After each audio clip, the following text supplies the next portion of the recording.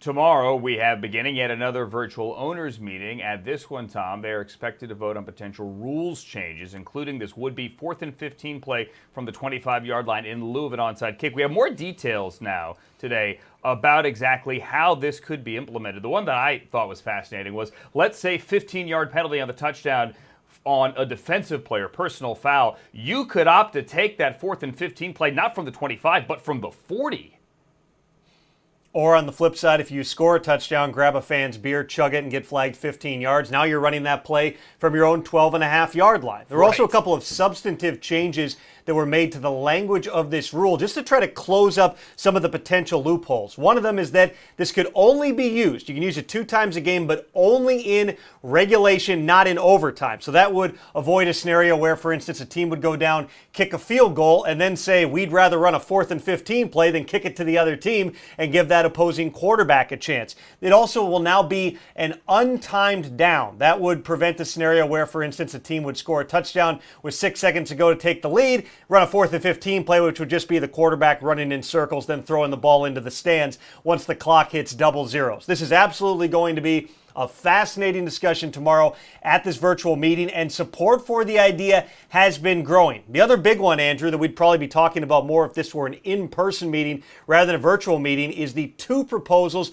relating to a sky judge concept, adding another official who would be in the booth and have access to video, who, depending on which proposal it would be, would have certain abilities to override certain calls. There has been support at the competition committee level about at least exploring this. There is support from coaches, but where that person's power begins and ends remains a central question. They said afterwards they didn't, Steve, trade for Jalen Ramsey to let him leave. Right. I mean, look, you give up 2 first-rounders and a 4th-round pick to get a guy, and then all of a sudden you let him walk. That's not going to happen. It's just a matter of when it's going to get done in terms of the extension, which is why Jalen Ramsey said, when asked, that he would report to training camp without a new deal if one doesn't get done. To that point, he and Sean McVay said the sides have been talking. Both are on the same page in terms of knowing what each side wants to do. Now, Sean McVay was asked if he thought that Ramsey could reset the cornerback market, and he said absolutely, that financially he's going to probably reset the cornerback market, but they also have to be mindful of what they want to do with the rest of the team. The Rams are up against the cap. They've got a lot of big contracts, so they're going to have to maneuver some numbers, but by getting Ramsey extended, he's playing on 1 year left with $13.5 million remaining, they could lower that number by coming to a long-term deal before the season starts. So we'll see how this goes, but at least the Rams and Ramsey seem to have some good headspace and some certainty that he will be there in case nothing gets done right away. That's a big luxury because they are banking with their new defensive coordinator, Brandon Staley, on Ramsey being an anchor to a vastly different defense in terms of where the personnel has been set with some of the losses and the changes they've made this offseason. What now does the new offensive coordinator in Houston, former Eastern Illinois defensive lineman Tim Kelly, do?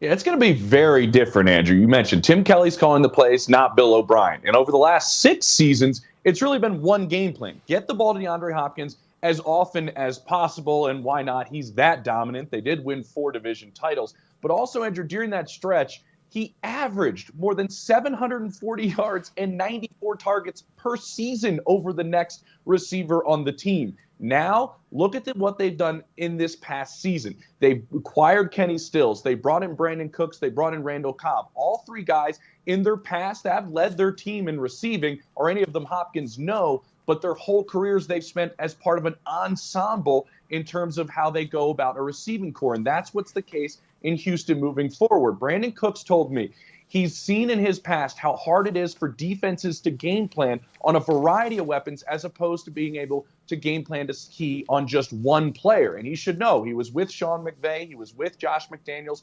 Both those years he goes to a Super Bowl. We don't know if this is going to work. Hopkins is a great player, Andrew, but this is their vision moving forward, and a lot of it is going to fall on Deshaun Watson. And as you point out, they really have. We focus on Hopkins, but they really have brought a lot of offensive talent in the last year plus to put around Watson. And now let's get back to Kelly. It's on him, a relatively anonymous assistant who has now risen up the ranks to his credit, and he's calling plays. Exactly. And a lot of people outside of Houston, maybe some people in Houston, wouldn't be able to point Tim Kelly out of a lineup. But this is a guy that's been with Bill O'Brien since Penn State, and some people believe has the future of being a possible head coach in this league. And as he prepares to call plays, I talked to some players who say they love how creative he is, how energetic he is in his relationship with Deshaun Watson. And that's a big part because of how he interacts with his quarterback. He wants to see these plays this season, as he calls them, through the eyes of Watson. That's the chemistry they're trying to build this offseason. And then you mentioned the guys that have been brought in. David Johnson's one of those, and he believes if he can get these running backs catching the football more, it's going to open up this playbook and how he calls it even further, and he can be even more creative. And then the last part that comes into play with this is how he interacts with Bill O'Brien, and the two get along brilliantly. O'Brien thinks the world of him. So what happens with Tim Kelly and Deshaun Watson? A big part of this, he's also letting the veterans, Andrew, that I mentioned earlier, have an input in how they put this together offensively. He is having an open mind in his first season as he prepares as a play caller in the NFL. Let's start with Kyler, because as you guys try to look forward to 2020 and what you want to see from last year's rookie class, Jim, you make a great point. Imagine what he's going to do now with DeAndre Hopkins and other pieces around him. Oh, no question, Andrew. When you think about what he did last year with the cast that he had, think about what he has this year. You add Hopkins, then you get a full season with Kenyon Drake. You add a promising left tackle out of the draft. Also, you add a versatile running back out of the draft, Eno Benjamin. Now think about it, he has an entire offseason to adjust to NFL defense, to study them, and he has upgrades on defense, which means he should get one or two more possessions a game on average. So from that standpoint, when I look at Kyler, I think he's going to take a tremendous jump. And it's not out of the realm of possibility. If we look at last year, our league MVP, Lamar Jackson, what did he do from year one to year two? I think Kyler Murray could be right in that conversation for this year in terms of making that jump from year one to year two. Well, I think the biggest issue he faces is he's playing in the toughest division in football, and that's 6 brutal games. And I believe the Rams will be one of those teams that bounces back. And one of the guys I'm looking forward to seeing develop is second-year running back Darrell Henderson. They drafted him in the 3rd round last year. We're excited to get him into the mix. Didn't really happen. Finally, before a pivotal game in December against the Niners, Sean McVay told me, we're going to unleash the kid. Watch. Well, he got in the game, up in that game in Santa Clara. First touch, suffered a sprained ankle, never came back. So now Todd Gurley is gone, and 2020 is going to have to be the year of Darrell Henderson. They like his burst. They like his power. They like his contact balance. He can catch the ball out of the backfield. And the Rams are very, very excited quietly about what young Mr. Henderson might be able to do in their offense in 2020. And he doesn't have to be a workhorse with Cam Akers as a second-round pick here. They think that's a pretty good duo in the backfield. Jim, we heard so much last year about Paris Campbell out of Ohio State with the Colts before he got on the field. And then he couldn't stay on the field. He caught only 18 passes because he couldn't stay healthy. That's the thing, Andrew. I mean, when you look at it, everything that could go wrong for him did go wrong. You talk about a hamstring injury in training camp. Then you have a sports hernia surgery in the middle of the season. Then you fracture a hand, and then you break a foot. So you only end up playing X number of games, and you only have 18 receptions for under 200 yards. This year, fully healthy, think about what he has. He has an outstanding offensive line, a strong running game, and you bring in a veteran quarterback in Phillip Rivers who will be able to get the ball down the field. So when you can set up that play-action pass with that run game, Campbell should be able to make plays on the field. Last year, he averaged 7.1 yards per reception, which was an all-time low for him at any level of football. So I expect him to take a big jump this year. Lassie Silver talked about Kyler Murray playing in the NFC West. Last time I checked, he played in the NFC West last year. Still did what he did.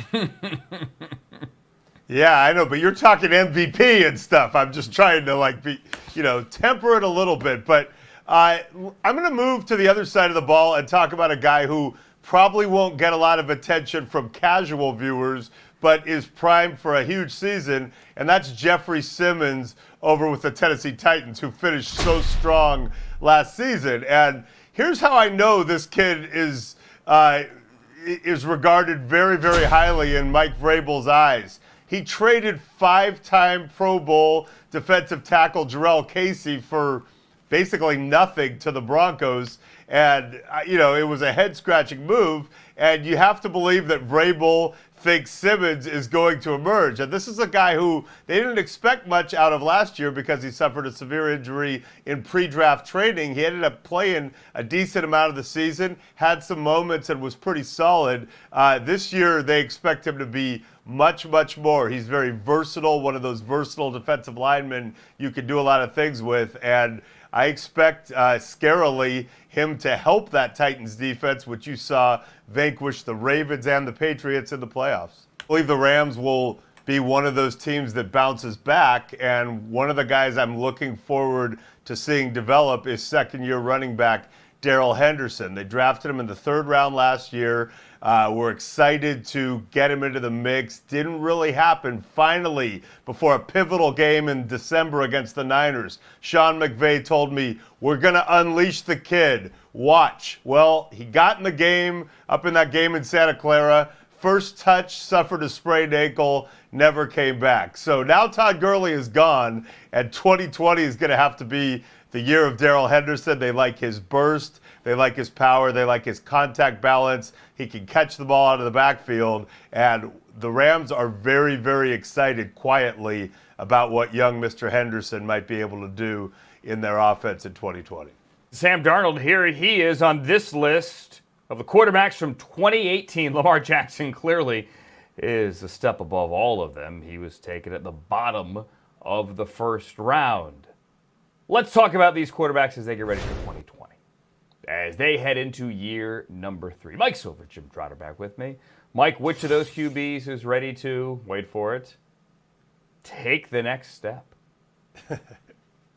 Well, I have long had a soft spot for those raw but talented quarterbacks who run around and make things happen while they learn how to play in the NFL, be it Steve Young or Randall Cunningham or Michael Vick. And when it works, as it did in all of those cases, it could be exceptional. And I think Josh Allen has a chance to get there. Basically, the Bills threw him in as a rookie and said, go. And he just ran around and kind of tried to make stuff happen. Last year, he got better, played pretty well in that playoff game against the Texans, ended up suffering a very close overtime defeat. And then they went out and did what you do for a guy you think is your guy. They got him a stud. They went out and traded for Stephon Diggs. They've made a lot of moves quietly that could put them in position to maybe make a run in the playoffs, but it's all predicated on Josh Allen kind of settling down, being more judicious about when he takes off, and getting more and more advanced as a reader of defenses. I've seen it happen in the aforementioned cases. I believe that it can happen with Brian Daboll as the offensive coordinator in Buffalo. I'm all in on Josh Allen making a big jump in 2020. Well, look, at the risk of making Mike physically ill on national TV, I'm going to go with Baker Mayfield here for this reason. Number one, they have significantly upgraded the offensive line. When you get the number 1 tackle in free agency in Conklin and you use the 10th pick in the draft on Wills, that makes that line that much better. Number 2, they have arguably the best running back tandem in the league in Chubb and Hunt. Number 3, they bring in Austin Hooper, the number 1 free agent tight end this year. And lastly, let's go to this. The addition of head coach Kevin Stefanski. Why is that important? Last year, he was the coordinator in Minnesota, which was one of only 3 teams to have more run plays than pass plays. How do you help a young quarterback that's struggling? You take pressure off of him. I believe Stefanski will do that. He will rely on the run game and the play action game. Why is that significant? Because when Mayfield uses play action, his completion percentage jumps almost 10 points. His quarterback rating jumps almost 40 points. So from that standpoint, when you put Stefanski, improved line, great running game, I am going with Baker Mayfield here. J. Watt has 2 years left on his contract at $15.5 million and $17.5 million. None of that money is guaranteed. I was on a call with him just a little while ago. He was asked if he'd like an extension this offseason. He said no. He doesn't think that's necessary. He knows how the last couple of seasons have gone. He knows he's had issues staying healthy. He'd like to prove to the organization that he is worth the money that he is getting paid. He did say later in the call, Andrew, that he would like to, and one of his goals is to retire a member of the Houston Texans, but we'll see what the next couple of years bring.